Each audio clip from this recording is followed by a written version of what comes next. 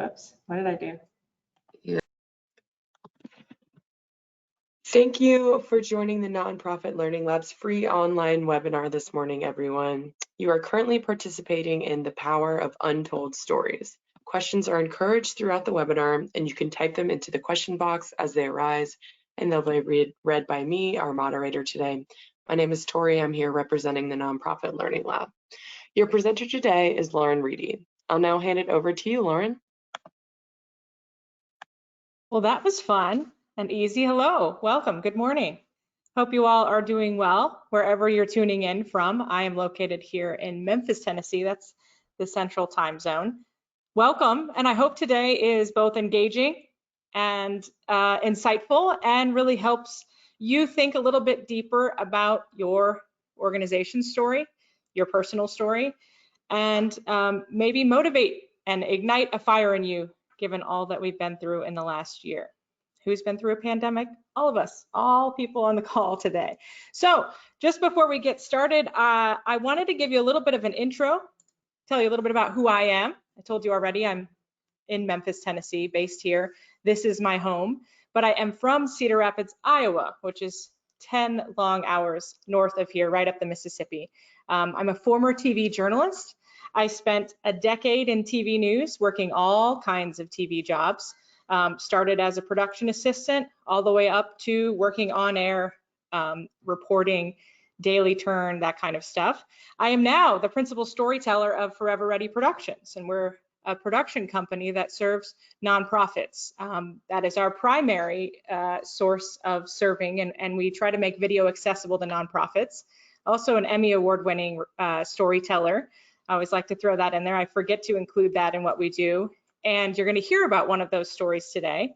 I'm also married to my husband, Scott, who just so happens to be my business partner. Imagine working with your spouse or partner all the time. We are certainly complement each other in our ways. And I'm a mother of a 3-year-old who just so happens to be sick today. What a great day to choose to be home from school. Nonetheless, that's a little bit about me. You can see that I'm holding a camera and a drone. I'm also a certified drone pilot, and that is one of my hobbies that's turned into a business track for Forever Ready Productions.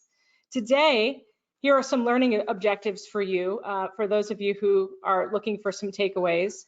I'd like to ask you to dig a little bit deeper and think about your story, the story that you are currently telling today, and then determine what story you aren't telling.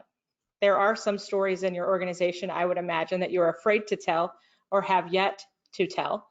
We're also going to write a headline together, and then we're going to rewrite a headline. After all, I'm a former journalist, so I love headlines, but I also know there's always more to the story. And that's the 6th piece here, is to tell the story behind the headline today and think deeper than just what you read in that headline. First up, how many of you have seen the movie Love Actually? And it's okay if you haven't. Some would call it a rom-com. Some would call it a terrible Christmas movie. Some wouldn't even say it's a Christmas movie. But I'm going to take a second here to play the opening scene of this movie for you, because I think it's one of the most impactful scenes I've seen in a long time, and this movie was made in the early 2000s. So I'm going to exit the slideshow here for a second. You will not be able to hear this. I just want you to watch it for a moment.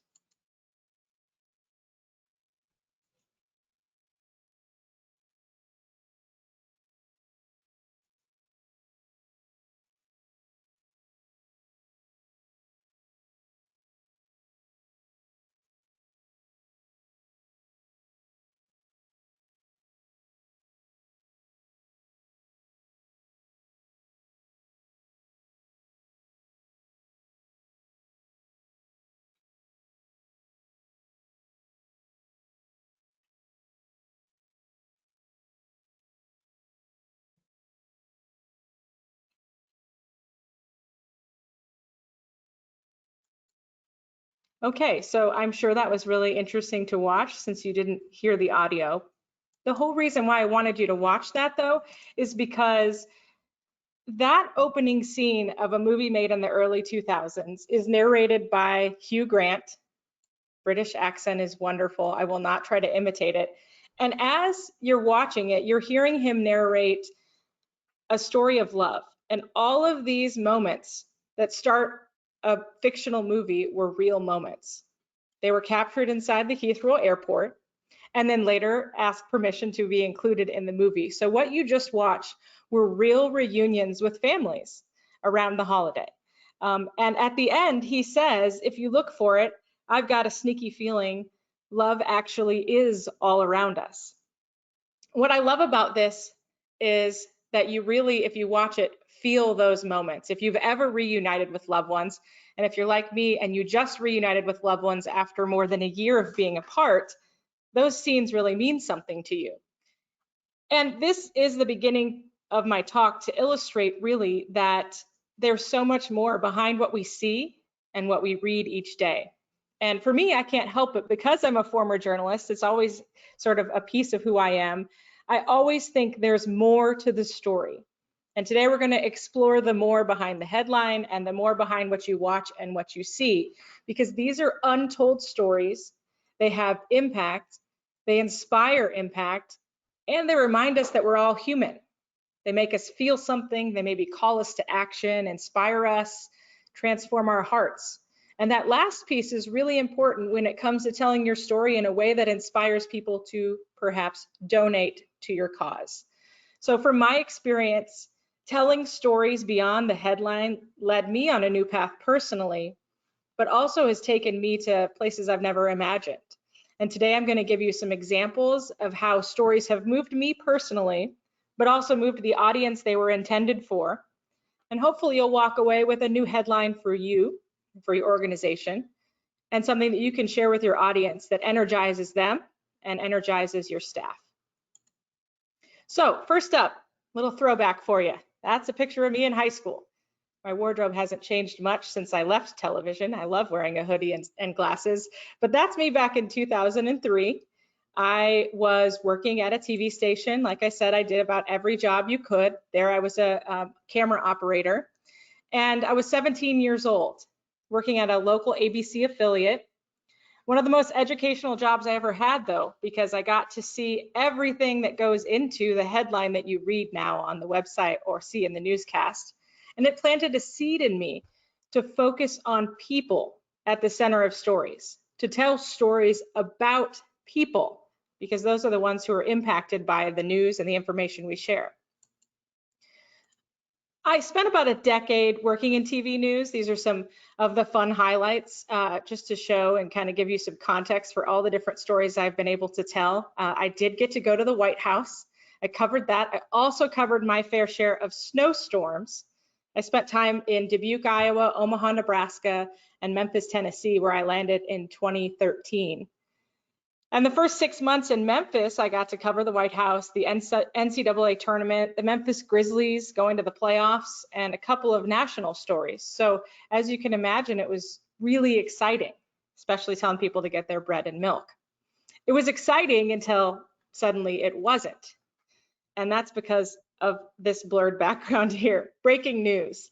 After the excitement wore off, I started to realize that I was constantly chasing lights, sirens, police tape, covering breaking news and crime with no real follow-up to the actual conversation about a solution to the problems in the community.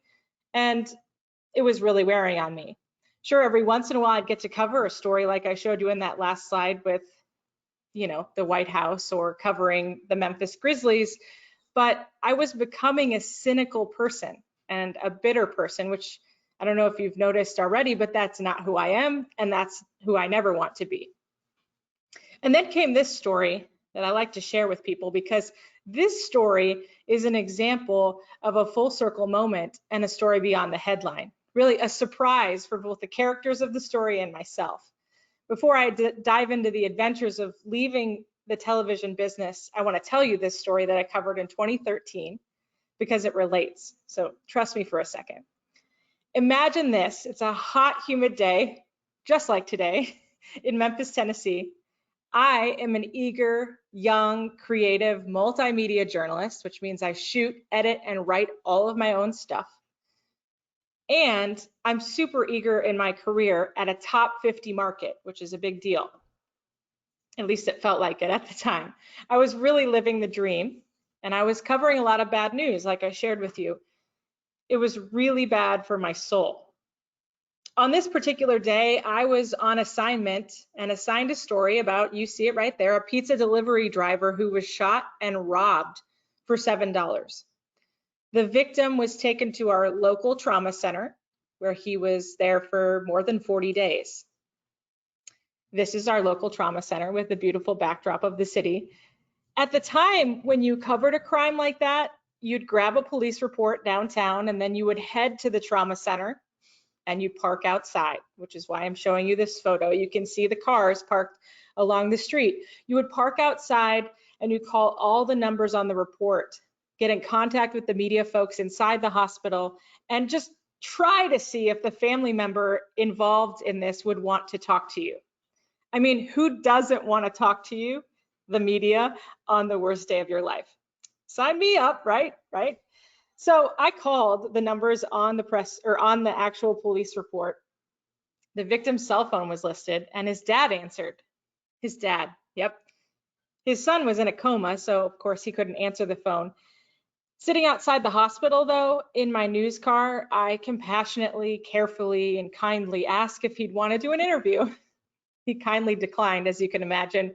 But get this, he told me to keep in touch with him. And he said that he'd be happy to chat with me once an arrest was made and his son had recovered. So I kept in touch with him, as I did, because that's the kind of person I am. And we communicated back and forth. I'd always sort of wondered what happened to his son, though, because in the news cycle, you sort of move on to the next story. And I always wondered what life was like for his son, who was shot and robbed over $7, working as a pizza delivery driver. Well, that time finally did come, and I did get the chance to interview him as a reporter because of that relationship.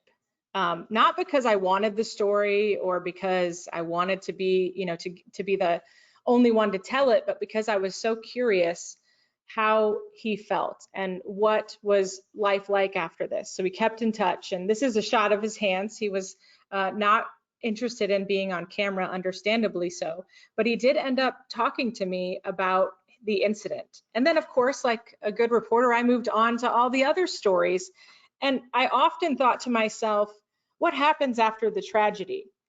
How are the victims doing? And what happens with ordinary life after something like this? So for this point, I want you to stop for a second, and you're going to fill out the questions box here in the GoToWebinar. I want you to ask yourself and answer this question: what's your headline? What's your organization's headline? And what does that headline tell people about you? And I know I'm putting you all on the spot. That's kind of the point. But I'd love to hear what your current headline is. And a headline is just a couple of words explaining where you're at and what you're doing. Feel free to leave messages in the questions box if you see it on your screen. And I'll give you a couple of seconds here to answer this question. What is your headline? And what's your organization's headline?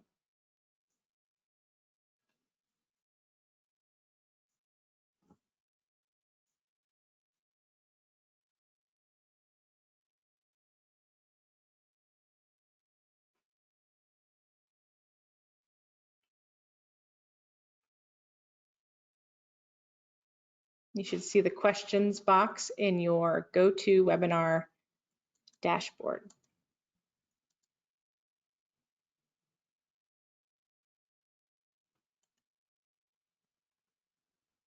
And it's okay if you haven't thought of it. Hopefully by the end of this, we'll have a great headline for you.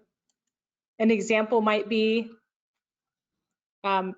your organization's name helping keep people out of homelessness during COVID. Or it could be continues to serve amidst challenges of COVID. Or it could be not COVID related at all, but I have a feeling a lot of you, your stories are COVID related if you're a nonprofit and you're on this webinar. Okay, so think about that. I haven't seen any questions come through on the questions Are you box. not Oh, able I to, see we him. have a, okay, I was gonna say we have a whole Oh, I see bunch him. I coming see him. in. It's just a little delayed. This is great. Okay, so we've got giving hope. Ooh, it's moving fast. Real learning for real life. Supporting those is important. Mitigating clothing insecurity. Stay positive throughout pandemic. That looks like a personal headline to me. It all begins with a first step recovery center. Great, great. Foundations. These are awesome. Look at you. Okay, it was just a little delayed for me. That's great. Okay, so write that down. Think about that as I move forward with the rest of these stories, because I want you to dig deeper, because that headline is probably true, especially if you've lived it. But my guess is there's something deeper there that your audience needs to know about and that your staff may need to be reminded about. So back to that trauma center. Isn't that just a beautiful shot? I want to tell you about the rest of this story, the story beyond the headline that I covered. I'm going to make you fast forward from 2013 to 2016. It's my first few months full time in this position running this company. And I get a call from that trauma center about their local or their upcoming gala. How many of you have those kinds of things before a pandemic? You gather in a room, you get a bunch of people's attention, share a video, and ask for money, donations. So they wanted to do something this year that was a little different. And they wanted to use the opening scene of Love Actually as inspiration. That's why I shared that movie with you. They said, Lauren, we want real moments. So they wanted to surprise a doctor with a reunion with a patient. Wanted to make sure it was a surprise, but coordinated it in a way where we were interviewing them. So we would interview the patient ahead of time and then interview the doctor. And in the middle of the interview, the patient would walk in, surprise the doctor, thank him, and we'd all cry, which is exactly how it basically went down. This is the doctor, Dr. Martin Kroos. He is now the medical director at the Level 1 Regional 1 Trauma Center. And we started interviewing him. He thought he was in there to interview about their work, about what they do and who they serve.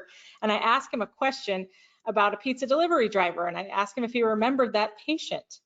And guess what? He did remember that patient, and they reunited. This is just a freeze frame from the video because I can't play the video and give you good audio, but this moment was years ago, and I still talk about it. Because this moment played at the gala, the annual gala, a few months later, and it broke a record for in-room asks that night. Why, you ask? Because the story was real and the moment was authentic.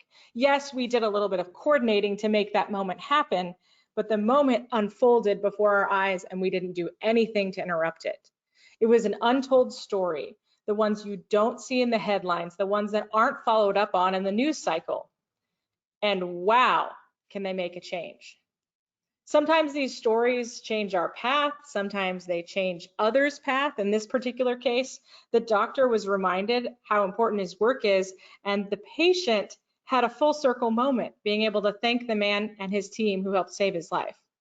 And in this case, it hit close to home for me because I told the first part of this story. So no matter what your experience and no matter what you've been through, this is one of those stories because you're in a moment that you might not otherwise get to experience in real life, you feel something. So now, back to that question again, knowing those kinds of things, what's your headline now? And how is the story behind that headline unfolding? What story does that tell people about your organization? I'm going to give you a few seconds to write in the questions box again, having known that piece of the story. So first I told you the story that was on the news. Then I told you the story that was beyond that headline. And thinking about that and thinking about the headline that you just wrote down, what is the story behind that that you really should be telling that people won't expect to see? Feel free to make those comments in the questions box. And I'm seeing all the participation. This is so fun. I can't see your faces, but I can see what you're writing, and I love it. I love it. Helping turn. Oh, there's so much here. It's updating so fast. Treating COVID in the US and around the world. making connections across cultural and economic boundaries. Let us help you make your first step toward recovery from drugs and alcohol. Great. Improve children's school attendance. That's a good one. Sense value and confidence and well-being. These are awesome. I love this. Okay, so I'm going to move on to the next story as you think about these things, because this is another story, and this is an example of how it empowered the person we were telling the story for, and how that then moved things forward. All right, this is Deandre Brown. He is the founder of Lifeline to Success. They're a nonprofit here in Memphis, Tennessee, and he works with former prisoners to reform their life. They are literally teaching men and women to find hope in their lives beyond the prison cell. And a few years ago, Deandre contacted me because he saw a story I put together about another nonprofit, and he wanted a promo video of sorts about the unique work he does that he could show potential funders, which I'm sure you all are familiar with, and share with audiences that he spoke with around the country back when we spoke in person. Well, let me tell you something. I visited the Lifeline to Success offices, and the staff recited this creed. It says, I am a success. I matter. I am important. I am somebody special. I am loved. I am needed. I am not my crime. I am not my past. I am new. God loves me. I love me. I will succeed. So I'm sitting in the office after they recite this creed, and I sat down with Deandre and I asked him, where did that come from? What is that creed that everybody said at the end of the session? It turns out this creed is something that he wrote in his prison cell. The felon spent years behind bars, and after entering a life of crime in sort of a non-traditional way, he realized a lot from his prison cell, and he founded his work based off that creed. Now that is an untold story that he did not share with me when he called. That story is what became a documentary, not a promo video. So instead of making a promo video about what he did and all of that sort of thing, we showed the work being done. These folks cleaning up blighted properties, transitioning back into society, sharing some of their lived experiences, and telling the story of Deandre's transformation from prison to what I believe is prosperity, and the folks that he's brought along with him.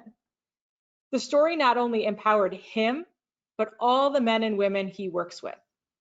And it went on to win an Audience Choice Award at a local film festival and an Emmy, which is just cool to say. As for me, I told this story while juggling the role of being a new mom, editing this piece with my son in my lap because he was small enough to fit, worried that I couldn't balance the two. I found an untold story both in this documentary and in myself as I was doing it. And when I gave the Emmy acceptance speech the night it won, I was reminded that we are all capable of more than we realize. And that truly transformed this moment. So this is an example of when you think you know what the story is and you bring someone else in and they see the real story. Deandre's gone on to use this in many pieces. LaSalle here, the man on the right side, is now a leader in the organization. And it's done so much more for the folks that were involved, but also for people who've seen the story. And for me personally, it transformed the way that I saw ex-cons. After years of covering what they did and how they got into jail, I got to see the other side of things. So that's an example of a story and how it can transform both the people involved, the people telling the story, and the people watching it at home or at your event. So here are some key takeaways that I really want you to think about today, because those are just two examples of many, many stories that I have to share. And I would imagine many stories that you have to share in your organization. Obviously, there's a story beyond the headline, and that's the one we should be telling people. That's the one that everyone's waiting to hear. Let authentic moments happen. Don't try to fake them. So if you decide after seeing this that you want to do a patient-doctor reunion, let it happen. Don't try to over-facilitate it. Don't try to create the moment or recreate the moment that I showed you. but in that, let it unfold. If the story doesn't end the way you wished it would, tell it anyway. And the reason why I share that is a lot of the stories that we tell about nonprofits and organizations in our cities don't have the necessarily happy ending. They're not the feel-good, positive stories that you might hope to see, but it's important to tell the real story, even if it doesn't end that way. So I encourage you to think beyond your headline and think about that story anyway, even if it doesn't end the way you thought it should. And number 5 here, this one's really important to me. And I think it's something that is hard as nonprofit leaders because we want the story to be perfect. We want everything to, all the pieces to fit together so our donors completely understand what we're up to and who we serve and why it works. But a story doesn't have to be perfect to be told. And that's because none of our stories are perfect, personally or in our work. And yes, we should carefully craft it so that it reaches the audience that we're trying to reach, but it shouldn't be perfect. In fact, it should show some of the imperfections in what we do. So a couple of takeaways or a couple of homework actionable steps here before we get into a Q&A. And that is, I want you to take the 2 headlines that you've written here and write those down, share them with some folks in your organization, and identify 2 to 3 untold stories under that headline. Those are going to be different for all of you, but I'll give you an example. We told a story for the Dorothy Day House here in Memphis. It's a nonprofit that's helping keep homeless families together. So that you understand the headline, helping keep homeless families together. We told 3 stories within that to explain what that means. We shared a story of someone who was received a job and now has her own place after having spent time with the Dorothy Day House.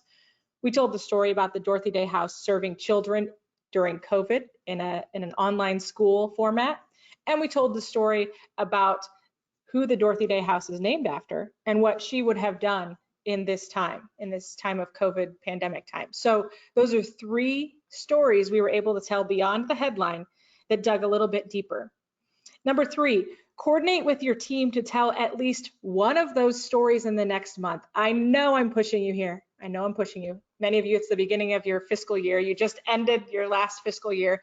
But this is important because if we noodle on these stories and don't tell them or take too long to tell them, then they've faded and then they lose that immediate connection. So I'm challenging you in the next month to tell one of these 2 to 3 stories you've picked out via your newsletter, via a social media post, a produced video, I know someone, and even word of mouth, simply sharing it with some of your board, whatever you think, but I'm challenging you to do that in the next month. And then here's the best part for me, I would love to hear that story too. So please, once you figure this out and share it with your organization or through your newsletter, send me an email. I'd love to hear it too. My email is lauren@foreverreadyllc.com. I mean it when I say I get really excited by these moments because I know that all of you are working very hard right now. Hopefully you just came back from a vacation of some kind now that we can do that, but I know that nonprofit organizations have been just going 100 miles an hour in the last year, and it's easy to get caught up in forgetting the why behind what you do and who you serve and why it matters. So this exercise not only helps empower the folks who support you, but it also helps empower you personally and helps empower your staff to see that the impact matters. And that is the root of what we do. And finally, I just want to wrap up with a couple of other ways for us to connect. I would love to hear more about your stories. You can check out my website at foreverreadyllc.com. I'd love to connect with you on Instagram. You see our company Instagram, my personal Instagram, which is really just full of pictures of my child, and Ready She Drones, which is what I was talking about earlier, some drone shots. You can also find us on Facebook and Twitter, and I'm happy to connect with you over on LinkedIn as well. Just type in Lauren Reedy. And with that, I think we're opening things up to questions, Tori. Does that sound right? Yeah, that's right. So everyone, I've seen some really awesome engagement in our questions box so far. So if you have anything that you'd like to ask Lauren, then you can put it in there. I know we're very close to time, so I see some people have to leave, but that's all right. Julia says, such great stories. Thank you for sharing. Thank you, Thank you. Julia, for coming Thank you, Julia. today. Yeah, you give a reporter a time limit, and I'm like gonna give you all the way up to the last second. So Susie is asking, any parameter recommendations on video stories on YouTube? Yeah, I think YouTube is an opportunity to really tell a longer story. You know, you've got Instagram and Facebook, typically 90 seconds or less. But on using it on YouTube, I think you can expand it a little bit, and some people are looking for that. So I love sitting at around 5 minutes on YouTube.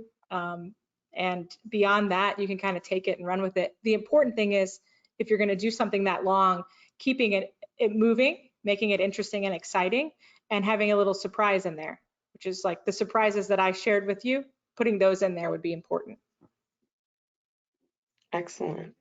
We have more people saying, you know, great action steps, very helpful. Thank you for your insights. I'm just scrolling through, making sure we didn't miss anything along the way.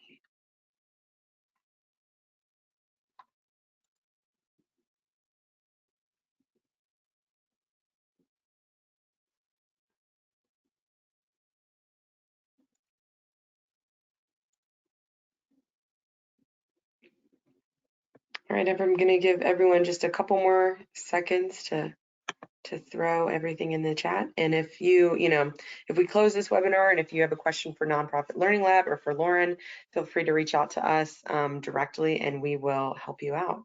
But if that's everything that we have today, then thank you so much, Lauren. This is going to be the official close to our workshop. I'm going to tell our audience all materials and recordings will be made available on our website. You'll also receive an email follow-up by the end of the day tomorrow with the recording and the slides, so keep an eye out for that email. Sometimes we get sent to spam folders. Thank you everyone so much for participating in the Power of Untold Stories. And again, thank you, Lauren, for educating our community. Thanks for having me.